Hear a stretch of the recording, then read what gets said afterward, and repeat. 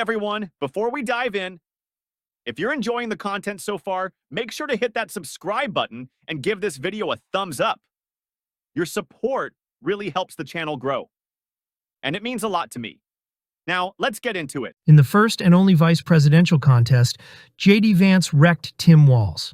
As Kamala Harris keeps lagging behind in the polls with Trump blazing in the swing states, Democrats have a lot of work ahead of them. Walz did not receive what he needed to do. Thus, as we reach the last month of the campaign, he and the vice president find themselves in a very unstable situation. I will also be revising my 2024 electoral map in this video to show you how the arithmetic has shifted for Trump and Harris following the debate. First, we will complete the solid states for both contenders. These are the ones where Harris or Trump will prevail by 15% or more. Along with the 1st District of Maine, the vice president will be readily carrying Washington, California, Hawaii, Vermont, Massachusetts, Connecticut, Rhode Island, Maryland, and the District of Columbia. Her electoral votes are thus just 109. Along with Iowa, a state he won by almost a double-digit margin, Trump is in Utah, Wyoming, Idaho, Montana, North and South Dakota, all of Nebraska, except the 2nd District, Kansas, Oklahoma, Missouri, Arkansas, Louisiana, Mississippi, Alabama, Tennessee, Kentucky, West Virginia, Indiana, South Carolina, Alaska, and the 2nd District of Maine. With these safe states filled in for both contenders, Donald Trump then leads early with 132 electoral votes. Just 109, Kamala Harris and Tim Walz. The GOP will surely benefit from Vance's outstanding performance last night in terms of widest margin of victory since the 1980s. Regarding the likely states, these are those in which either candidate will prevail by 7 to 15 points.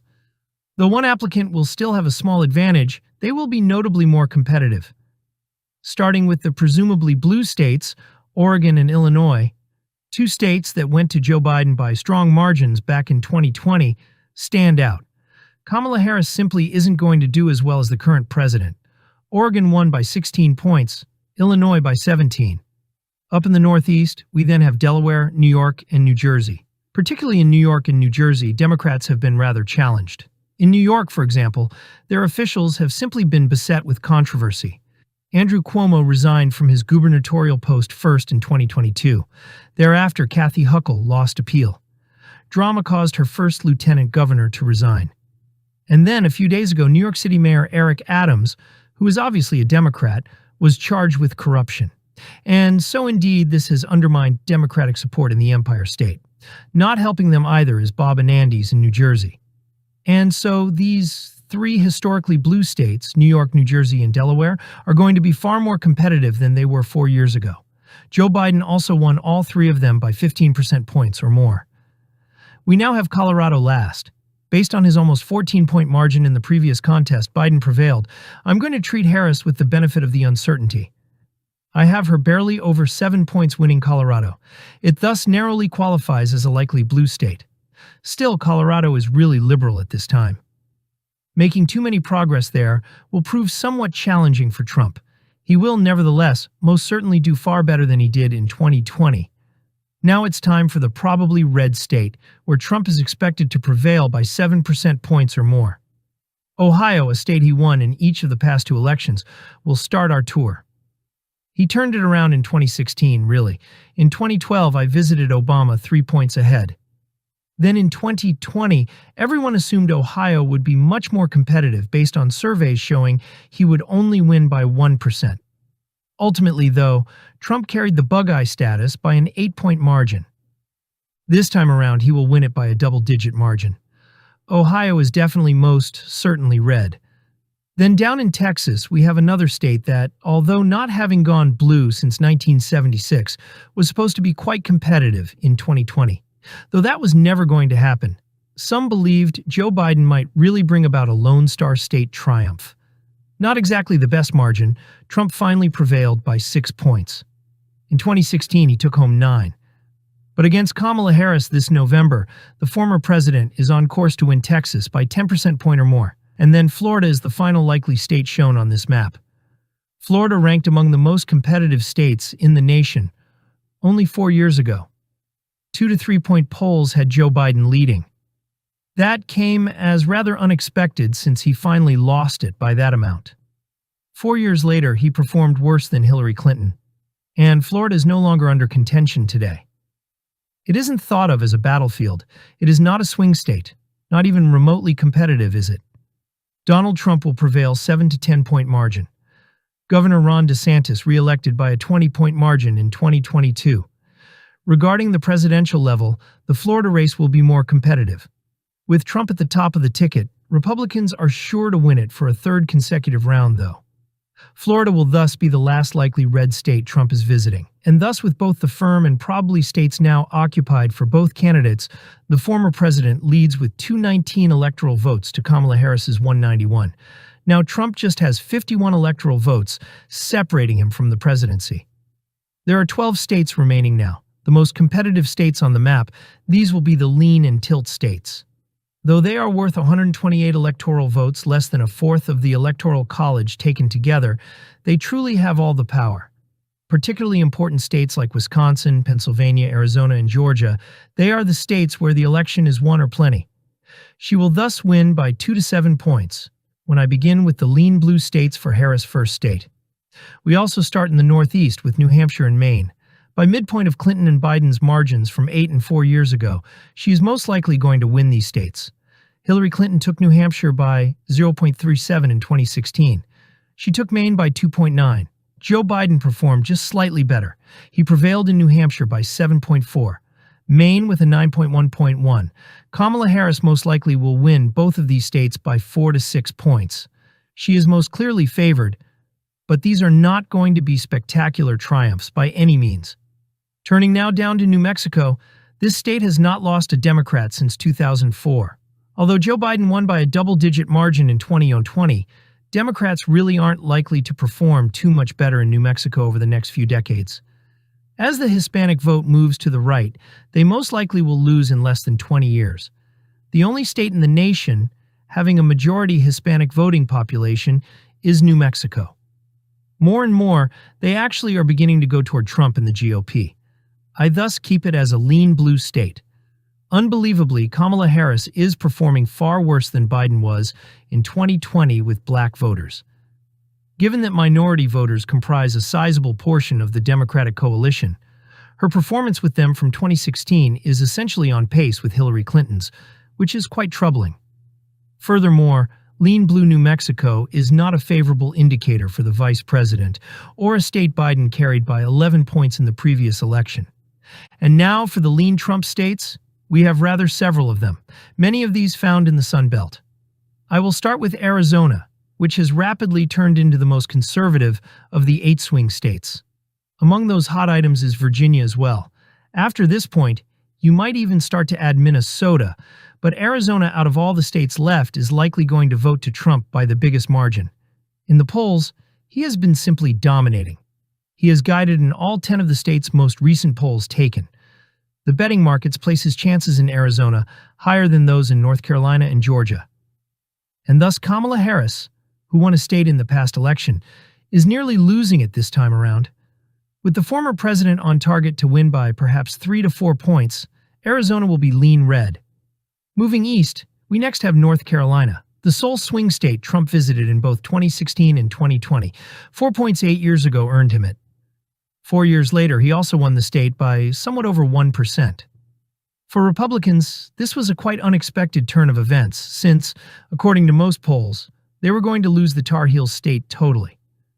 Nevertheless, Trump emerged with a triumph, and therefore today he is on target to win North Carolina 3 times in a succession. He is ruling the polls, much as in Arizona. Mark Robinson will not assist Trump here, though. Most likely, he will bring him down. However, Trump has performed really well in North Carolina during the 2 elections he is running already. And he will do great. He is once more winning by about 3% points. Georgia's next state to rank most competitive in 2020 is the lowest margin, just 0.24% of the voters selected which of the 2 presidential candidates to choose. Still, Trump is clearly on course to bring Georgia back. Biden's triumph here in 2020 was the first one any Democrat had since 1992.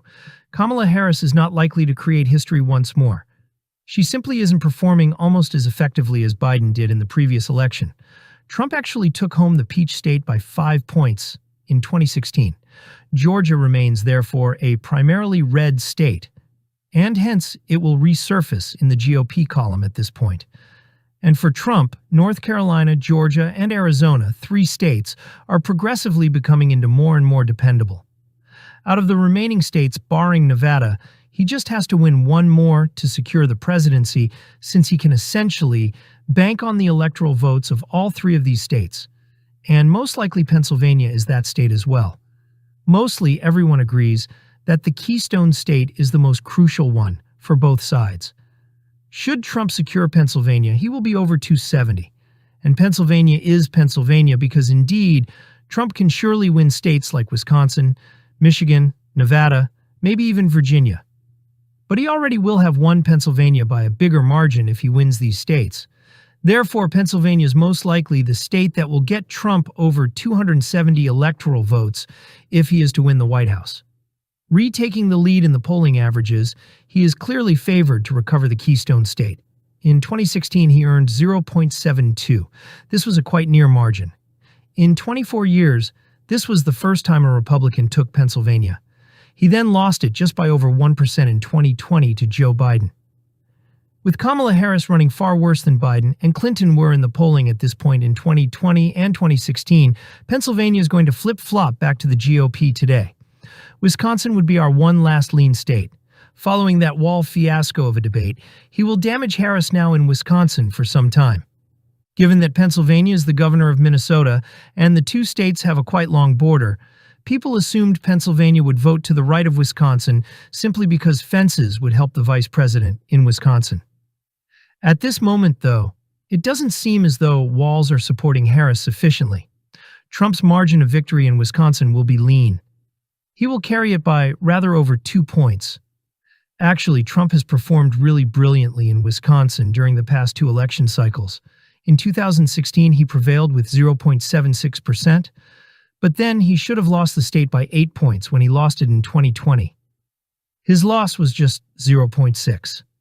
On today's polls, Trump and Harris tie, which is quite favorable for the Trump campaign. And even if Biden prevailed in 2020, his margin of victory, 0.6, is less than that of Trump's from 40 years ago. We now only have 4 states remaining. 2% points or fewer will define these tilt situations.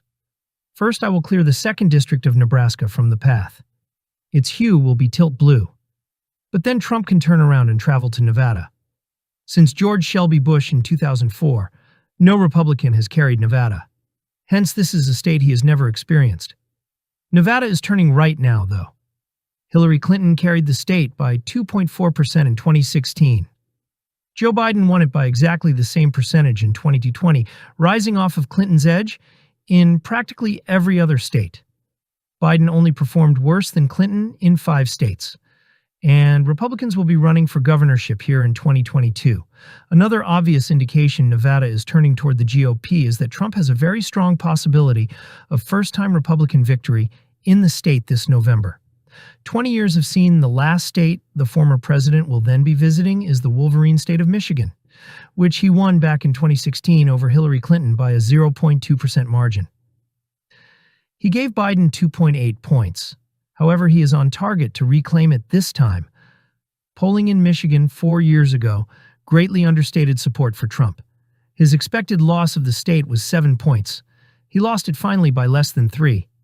And now, polls conducted in Michigan are essentially tied, just like in Wisconsin. And you can be somewhat sure that Trump will prevail when the polls are close-knit. And thus, the last red state on the map is Michigan. The previous president will be favored in tilt. And now we have Virginia and Minnesota as left. Before Joe Biden pulled out, Virginia has always been rather competitive this election cycle.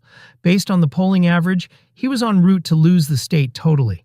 And Kamala Harris isn't actually doing that much better now. Her leading on many polls is merely 3 points. Still, I can imagine Harris scraping out a meager victory given Joe Biden took the state by 10 points in the previous contest. Tim Walz's performance in Minnesota will also not be very beneficial for him here. Minnesota will remain competitive always. Should Walz not be the Democratic vice presidential candidate, Trump most likely would be preferred in the state. Walz remains the governor, though. Though obviously less than he was intending to give her before this discussion, he is still going to provide Harris a boost.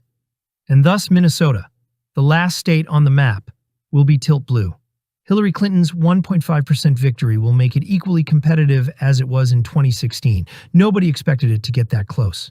And so Trump has 312 electoral votes after the first and most likely only advanced Walz debate. Harris comes at only 226. Trump is winning in Wisconsin, while Minnesota gets more and more competitive. I really appreciate you folks watching. Right now, make sure you enjoy, comment, and subscribe for more material like this.